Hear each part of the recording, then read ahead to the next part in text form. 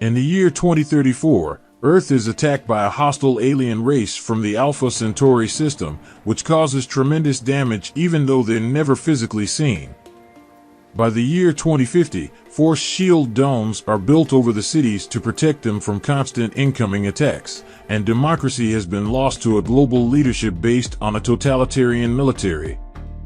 When he was a child, Spencer liked to build rockets, hoping one day he would be able to explore space. However, when the war against the aliens took over the government's priorities, he lost his dad, space travel was canceled, and Spencer became a weapons designer instead.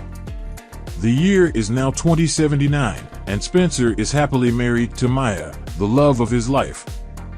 One morning, they're watching the news and they learn that after losing an important colony, the Chancellor is visiting their region for a secret meeting with government scientists. There's also talk of a huge fire that has devastated Sutton Woods, and nobody knows the cause. Afterward, Maya leaves for her job at the Veterans Hospital, which is always over capacity because of the war. Spencer goes to the building belonging to the project, which specializes in weapon research. There Spencer meets with his friend Nelson and they discuss their upcoming meeting with the Chancellor and Spencer's camping trip to Sutton Woods last weekend before the fire. They also notice that there's more security than usual around because of the Chancellor's visit.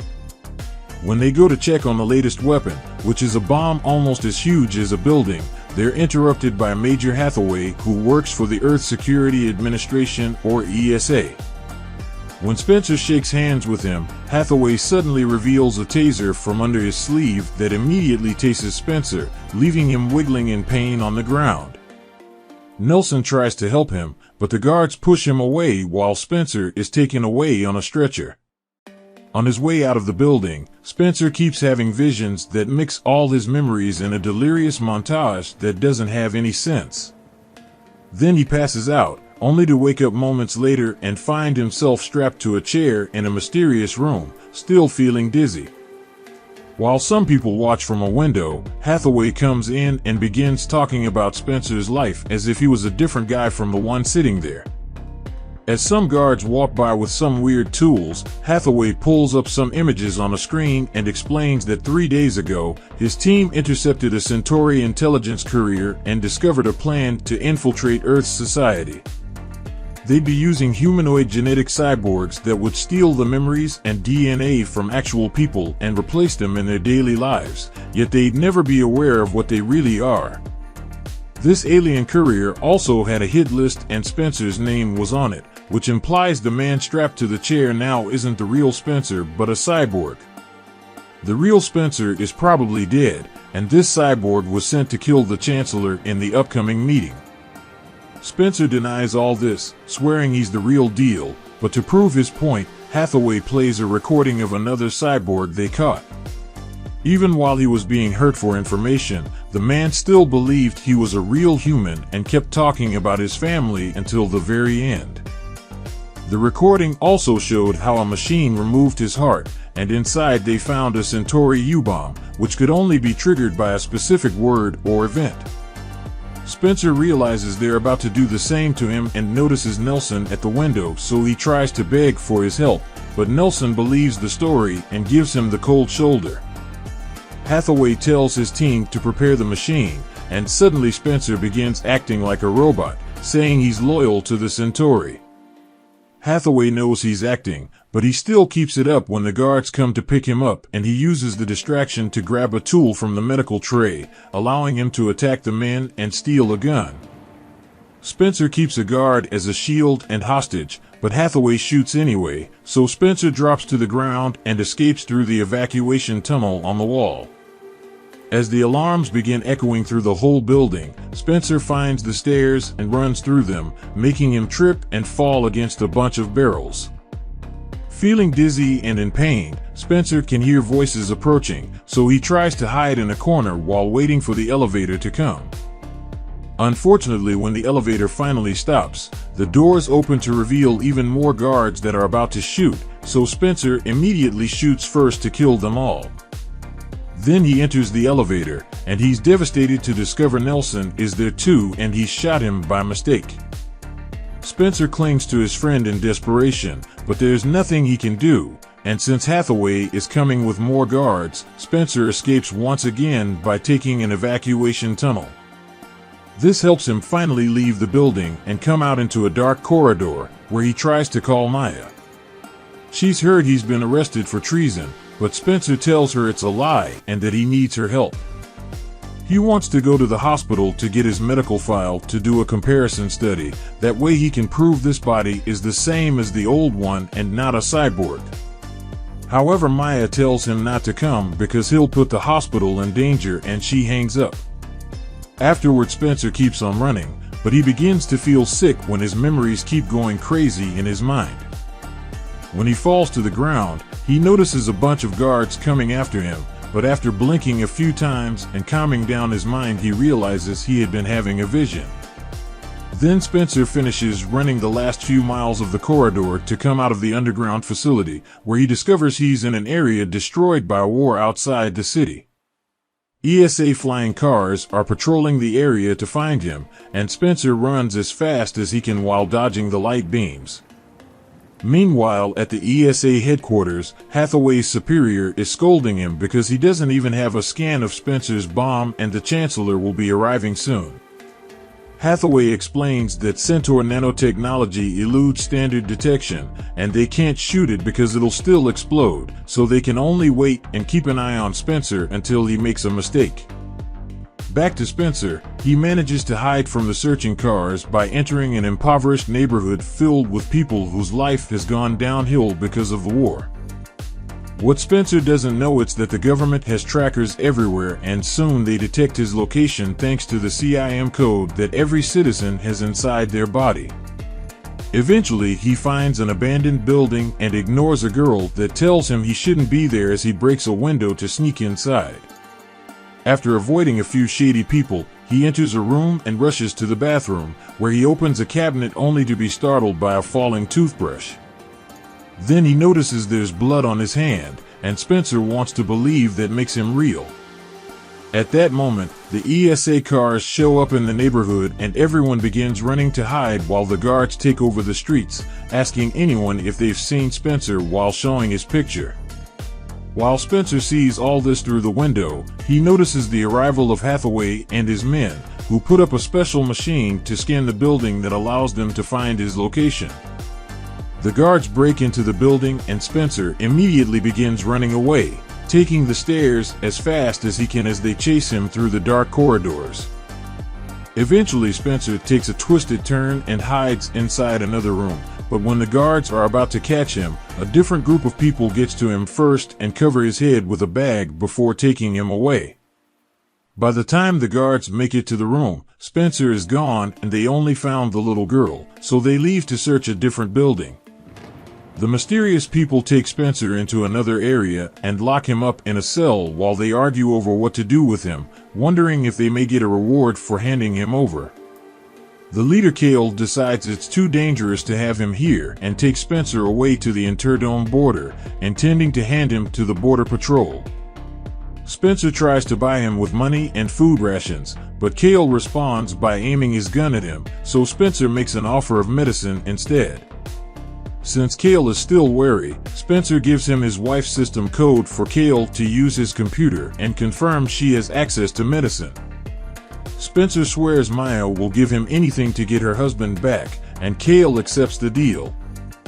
Meanwhile, at the hospital, Hathaway is interrogating Maya and telling her about Nelson's death. However, Maya refuses to believe she wouldn't know her husband is a copy and tells him she hasn't heard from Spencer. Back in the old neighborhood, Kale takes Spencer to their poor hospital, where a doctor proceeds to remove the CIM code from Spencer's back. It's a quick procedure and soon Spencer is ready to go, but his short time there allows him to see how much Kale cares for his people. Before they leave, Spence decides to keep his CIM code instead of letting the doctor destroy it. Afterward, Spencer and Kale leave through a special tunnel and find a shady group of people looking at them with suspicion. Kale talks to them and gets them to leave in peace, but then he points his gun at Spencer, demanding to know what he's hiding. Spencer points out that Cale shouldn't trust those people because if they were telling the truth, they wouldn't have left in peace. At that moment, the group comes back with weapons and throws a metal bar at Cale, pushing him away from Spencer. They try to go after Spencer next, but Cale reacts quickly and begins fighting them, showing great battling skill. As Cale knocks out the first few men, Spencer helps the best he can by hitting with any object he can find around, but soon both he and Cale are being held by their necks. Fortunately, Cale manages to reach his gun and shoots the guy holding Cale down, then takes out his own captor, which ends the fight for good.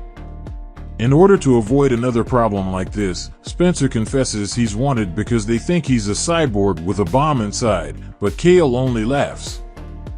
The duo then keeps on moving and walks through an aqueduct that takes them right outside the hospital building. There are holograms with Spencer's wanted sign all over the place, so he hides his face with a hoodie and sunglasses before they cross the city barrier. The scanners don't detect him thanks to the lack of CIM code, but Spencer still feels extremely paranoid and thinks everyone is watching him. He tries to run away, but suddenly his mind begins freaking out with a bunch of memories, and it makes him pass out. Cale quickly rescues Spencer and hides him in an alley, where he wakes up and expresses his guilt for having killed Nelson. At that moment, Hathaway shows up with his men, so Spencer takes the gun from Cale and mingles into the crowd until he bumps into Hathaway.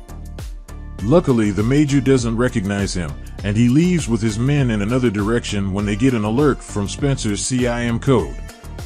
It turns out Spencer dropped his CIM code inside Hathaway's pocket, and while the ESA goes after that signal, Spencer and Cale safely sneak around to enter the hospital through an abandoned area. Unfortunately, the door in this room is locked and won't open no matter how hard they pull. They decide to use a metal bar to stop the roof fans, then they climb out through the resulting hole, although they have to be careful to avoid the light beams when the flying ambulances pass by to bring patients or bodies. They take advantage of this by stealing some equipment from the ambulance, and now Cale pretends to be a doctor while Spencer is his patient on a stretcher. This allows them to walk through the hospital corridors with no issues, although Spencer's wanted image is here as well. When he sees Maya, he has to stop himself from talking to her to avoid attention. Outside, the ESA is still going on a wild chase until Hathaway finally checks his pocket and finds Spencer's CIM code. He immediately calls all his men back, and after scolding them, he sends them to search the hospital.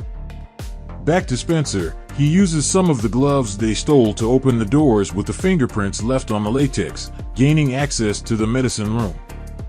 Cale immediately begins filling his bag with as much medicine as he can, and he feels so grateful that he gives Spencer his gun. Afterward, Spencer leaves the room and using another glove, he gains access to his wife's office, where he retrieves a disc with all his old studies.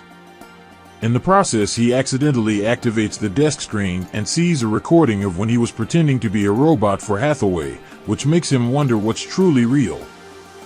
Then Spencer sneaks into the bathroom to corner Dr. Caron, a friend of Maya's.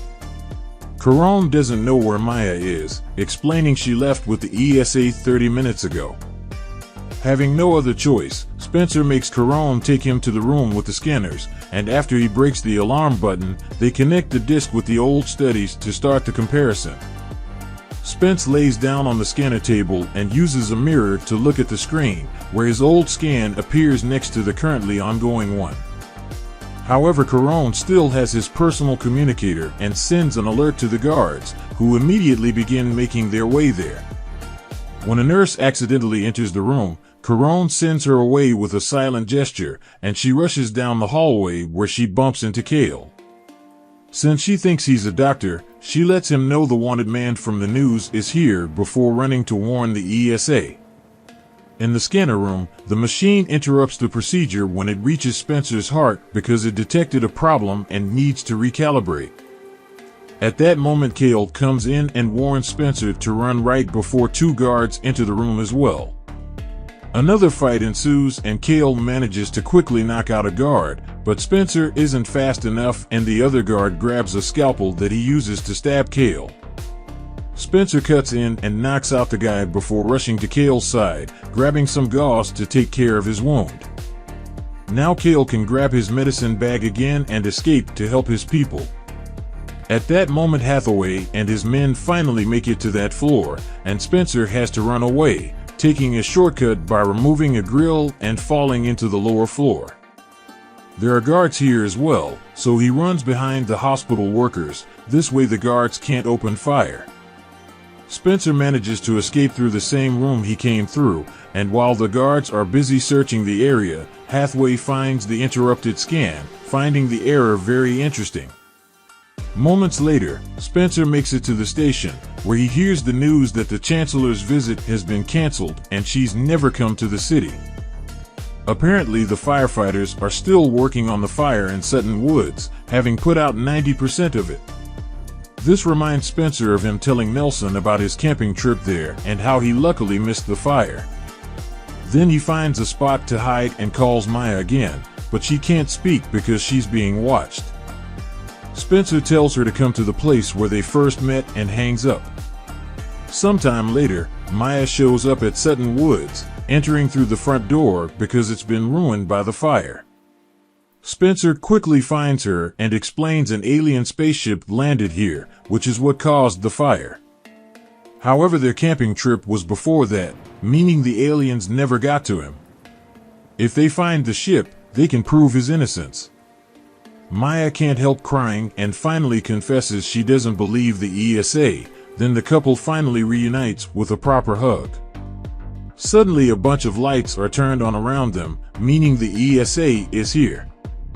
The couple begins running away through the forest as the guards chase after them, and after seeing nothing but trees, they finally find the spaceship.